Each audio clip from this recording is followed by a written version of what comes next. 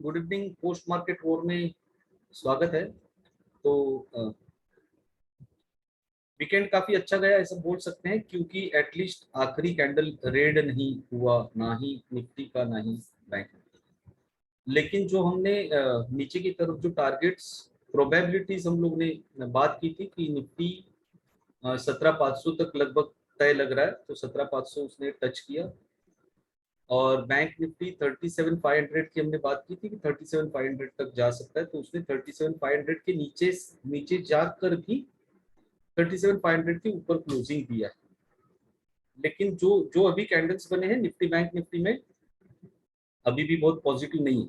ठीक है, तो उसमें जिसको हम लोग ने लास्ट टाइम एक बार बात की थी डोजी स्टार, ठीक है, वो डोजी स्टार कैंडल बना है। तो this is not a, some people might think that this is a reversal, signal of reversal, but नहीं, ये रिवर्सल का सिग्नल अभी नहीं है। फिर से बेरिश मोमेंट उसके आगे कंटिन्यू हो सकता है। एक बात हमको समझनी चाहिए कि ये वीकेंड था, 2 दिन के लिए मार्केट बंद रहेगा और अगले हफ्ते next week again on 26th Jan the markets are going to remain closed. Okay, so there is holiday in between, तो इंस्टीट्यूशंस को प्रीमियम खाने को मिलता है टाइम वैल्यू बिकी की वजह से। ठीक है, तो इसके लिए वो लोग टाइम पास करेंगे, बट इट डजंट मीन कि प्राइस मतलब बॉटम बन गया और अभी बाइंग का मौका है। ठीक है, तो रुको, जल्दबाजी मत करो, अभी भी बाइंग करने की जरूरत नहीं है। जैसे मैंने बताया आपको मॉर्निंग सेशन में कल के, कि जो इस गिरावट में भी अपने आप को संभल रहे हैं ऐसे स्टॉक्स को आइडेंटिफाई करो। और दूसरा एक एक दूसरी चीज मुझे बात करनी थी। देखो, मुझे पर्सनली इंडिविजुअली मुझे ऐसा नहीं लगता कि हम बहुत बड़े फॉल में हैं। मुझे ऐसा नहीं लगता कि हम बहुत बड़े फॉल में हैं जैसे हम पैंडेमिक में थे 2020। क्योंकि अगर वैसा होता तो देखो, पैंडेमिक के टाइम पे हालांकि हाँ सारे स्टॉक्स गिरे, लेकिन मुझे चेक करना पड़ेगा कि गोल्ड के साथ क्या हो रहा है। ठीक है, जस्ट ए सेकेंड, मैं चेक करता हूँ गोल्ड का प्राइसेस बढ़ रहे थे, मैंने देखा नहीं था, I just check. But otherwise देखो, pharma sector is also falling, IT is also falling. ठीक है, so these are some defensive sectors. अगर बाकी दुनिया एक तरफ, ये सारे एक तरफ, गोल्ड एक तरफ। ठीक है, तो ये ग्लोबल मार्केट में सबके सब गिर रहे हैं, उसका तो कोई सवाल मतलब उसमें कोई डाउट नहीं है। बट ये gold like today gold is also in red. Okay, otherwise gold का प्राइस बहुत तेजी से शूट हो गया होता, तो या फिर फार्मा सेक्टर इतना ज्यादा नहीं गिरा होता।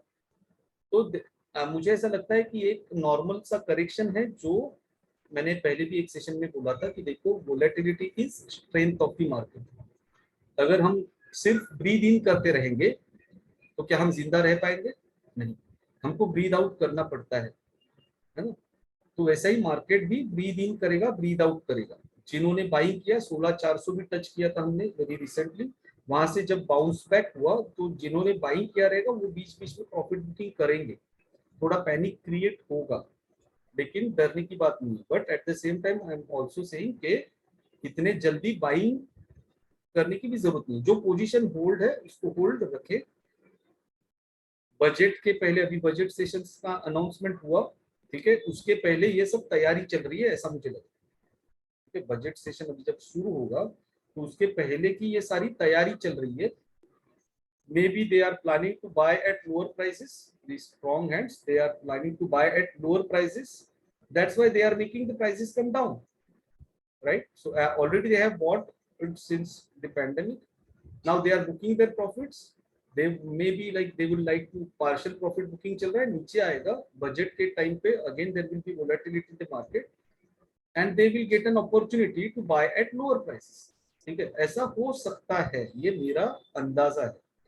तो होल्ड होल्ड, ज्यादा पैनिक भी होने की जरूरत नहीं है और इतने जल्दी बाइंग करने की भी जरूरत नहीं।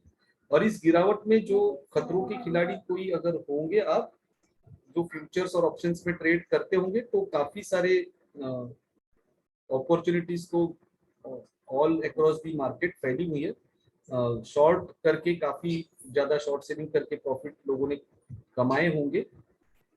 जैसे हमारा भी एक पोजीशन था, ओएनजीसी को हमने शॉर्ट किया हुआ था, तो उसमें अच्छा खासा प्रॉफिट बन रहा है। But we are not more of that risky type of, I don't recommend.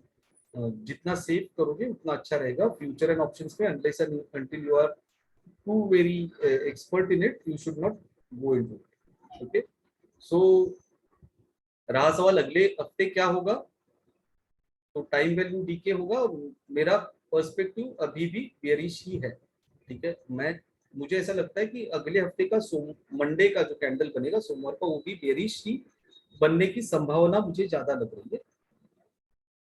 Let's see what changes in, like weekend में क्या कुछ अगर बदलता है, कुछ इवेंट होता है नया, कुछ न्यूज आता है, कुछ अगर ऐसा हुआ तो there might be some changes, but otherwise my perspective is bearish.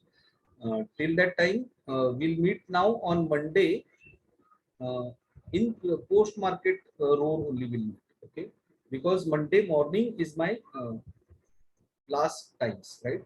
So I will not be able to do the pre market session. We will meet in the post market session.